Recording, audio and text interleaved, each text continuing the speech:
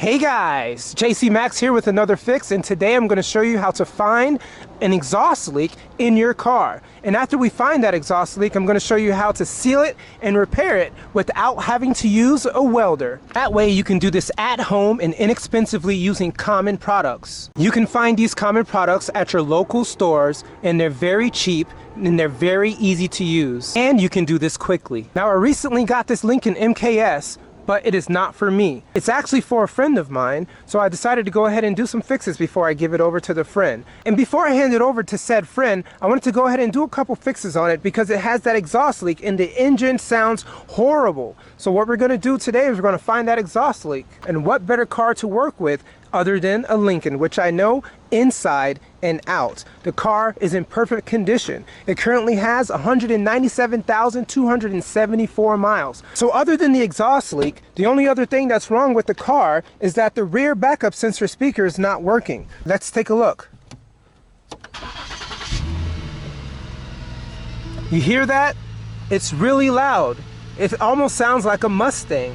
And not only does it sound bad, especially when you're driving, when you put gas on it, you can definitely hear the sound of the exhaust leak. When you have an exhaust leak like this, it can cause check engine lights to appear on the dash. You can suffer from poor fuel economy. The engine just doesn't run right sometimes. Also, I can smell it already. The fumes are coming into the cab, and you do not want to be breathing that in. So this is the perfect car for me to show you guys how to find exhaust leaks and fix them. Finding them is the hardest part, but don't worry, I have a very easy process to find that exhaust leak. You don't even have to have the car running, and once I find that leak, I'm going to show you how to fix and repair those leaks easily with these tools here. First, what we're going to do is we're going to pinpoint exactly where the leak is, and once you've pinpointed the leak, you're going to go over to your tools and find out which products you're going to use. First up, we have our Weld Extreme Heat.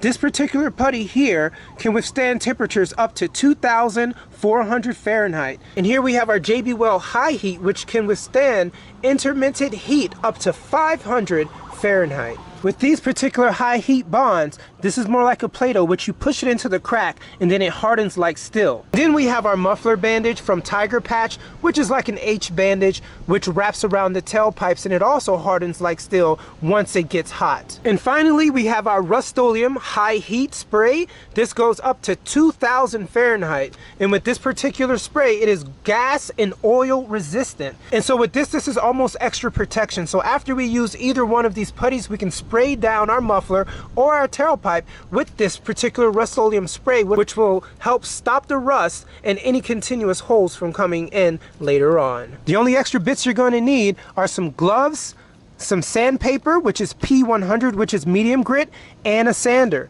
As you can see, I've made some triangles which will allow it to go directly on the sander without having to manually do it with my hand. So after we clean that up, we're definitely going to use some 91% isopropyl alcohol to clean the area, which will allow us to use these putties without any contaminants prior to placing them on. I will be sure to link all of these products down below within the description, so you can purchase them through my affiliate links on Amazon. Once you find out the exact product that's going to work for you, you can definitely go ahead and click on the link and order it easily without any problems. Let's go get started with fixing the exhaust on this Lincoln MKS. So the first thing I'm going to do is jack up the rear, because that's where I heard the loud sounds of the muffler. Let's go. And once you finish jacking it up, don't forget to use jack stands for stability. So with the car safely lifted, it's time to slide underneath the car. Underneath, we have two exhaust pipes that we need to check for leaks. And I think you get it by now. The first step within any process of checking for leaks is looking with your eyes. And I already see a crack right here on the muffler. Now let's check the other one.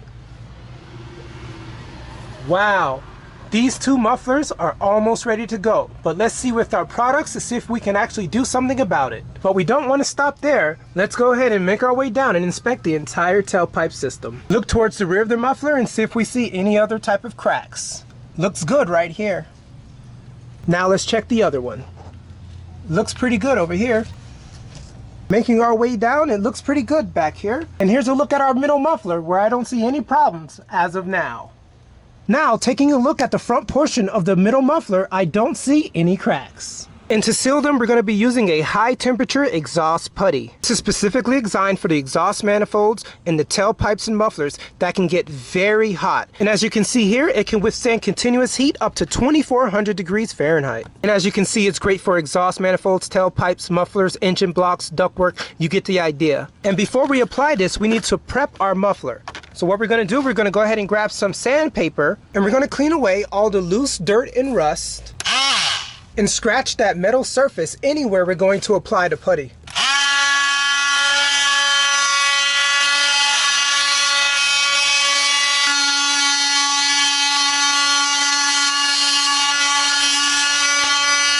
And we found an extra hole right there. Let's go ahead and tackle that.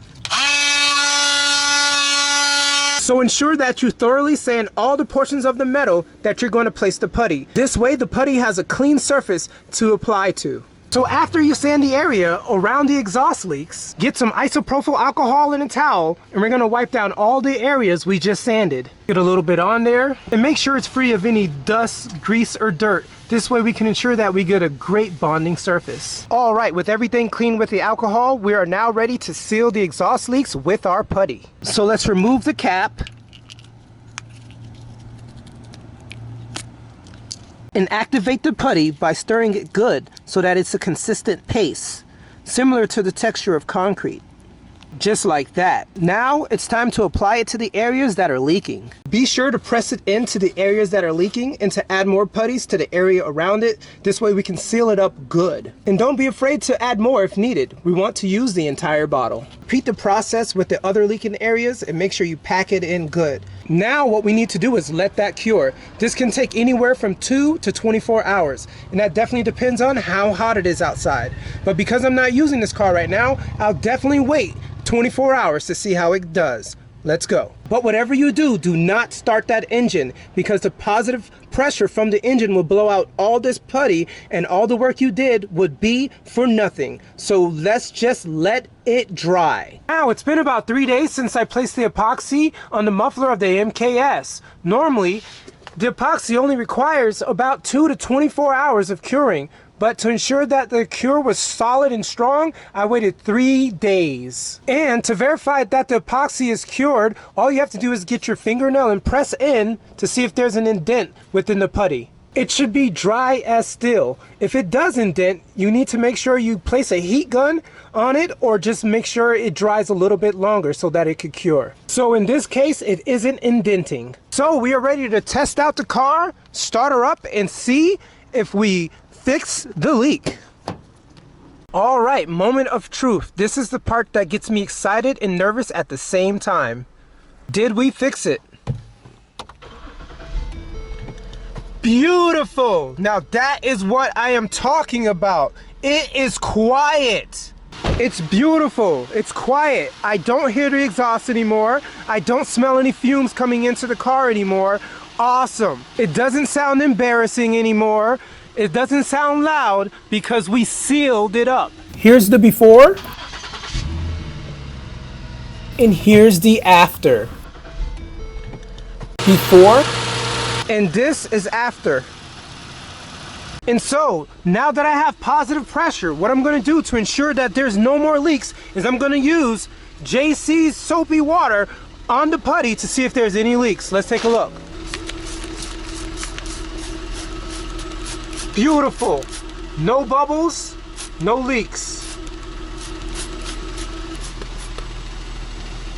As you can see, there are no bubbles, no air, and it's quiet. That's because we sealed that giant hole. And that was a large rust hole, so this is a pretty good fix. And as you can tell between the different colors of the epoxy, the first epoxy I placed was the ExtremeHeat. And after the ExtremeHeat, I also put the HighHeat 550 AB Weld epoxy on top of it, just because I had some to spare. So you guys should be experts by now. And that is how you find an exhaust leak and seal it up really quickly and really easily. Not counting the cure time, this really only took me 20 to 30 minutes to do. And it's cheap to do. All the products that I use were fairly inexpensive. I'll be sure to link the products down within the description. So just so you know, this product is stated to last for a while. So I'll definitely keep in touch with you guys just to let you know if the epoxy is held or not. So it is a long-term fix. It's nice to be able to do this at home easily without a welder. So I'm happy to be able to show this to you guys. So the last step I'm going to perform on this muffler is to include the HighHeat Rust-Oleum, which stops rust up to 2000 degrees Fahrenheit.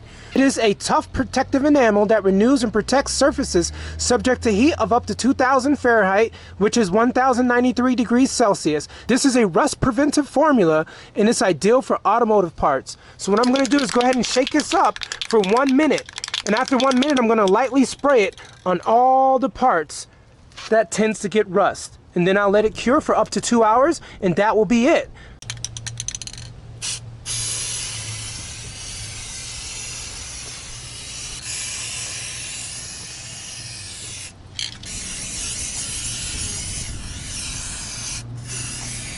And that is it. So hopefully the video was helpful. If it was, don't forget to give it a thumbs up and consider subscribing to Jesus, not to me, because I am just a vessel to help you, remind you of that. All right, have a blessed day, guys.